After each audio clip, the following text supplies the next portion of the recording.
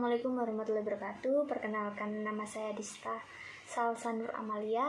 Saya dari manajemen semester 3 tadi. Di sini saya akan menjelaskan tentang teori kecerdasan finansial.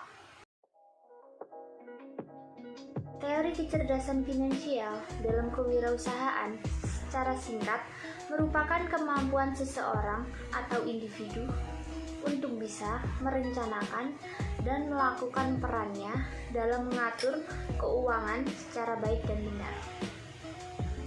Teori ini berlaku untuk semua bidang dalam keuangan, termasuk merencanakan uang dana darurat hingga dana pensiun secara benar.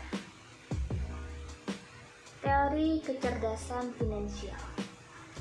Sebagai seorang pengusaha, tentu saja teori kecerdasan finansial ini adalah teori yang harus dipahami agar bisa mendapatkan konsep yang sesuai dengan kebutuhan Anda, tetapi juga memenuhi segala keperluan setiap bulannya.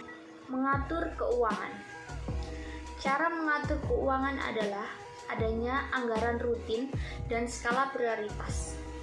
Menyiapkan anggaran rutin setiap bulannya merupakan hal pertama yang bisa dipraktikkan untuk mendapatkan manfaat dari teori kecerdasan finansial dalam kewirausahaan. Kecerdasan finansial. 4 aturan dasar finansial. 1. Bisa membedakan antara aset atau beban. 2. Mengerti arus uang. 3. Memahami penghasilan aktif dan pasif.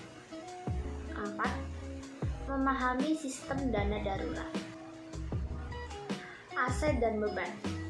Aset adalah segala sesuatu milik kita yang bisa memasukkan uang secara rutin setiap bulannya, seperti saham, deposito, surat berharga, bisnis, dan lahan produktif.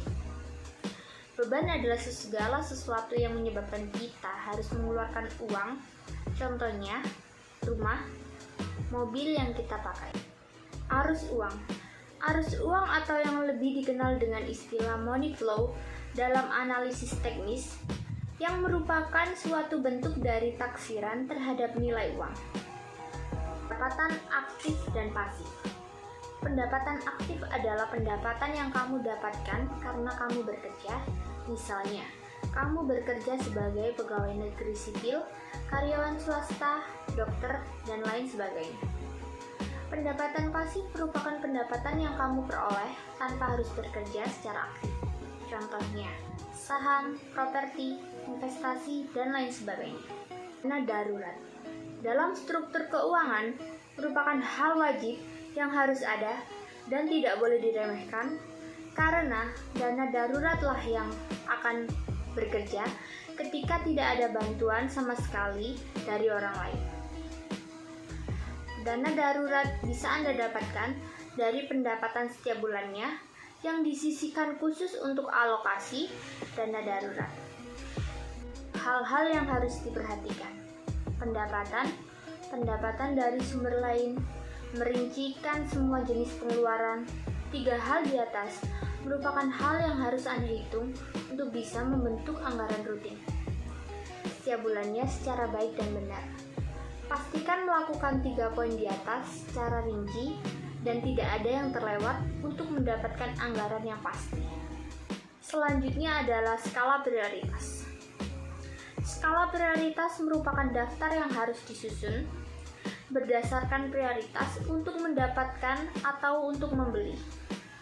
Tentu saja sebagai manusia sangat wajar jika menginginkan banyak hal. Untuk seorang pengusaha, akan ada banyak hal yang akan diperlukan untuk meningkatkan kualitas perusahaan. Akan tetapi, hal tersebut harus Anda teliti menggunakan skala prioritas. Karena itu, Anda harus membuat daftar hal-hal apa saja yang sangat penting dan sangat dibutuhkan. Terima kasih, sekian dari video saya. Semoga materi dapat dipahami dengan baik dan benar. Wassalamualaikum warahmatullahi wabarakatuh.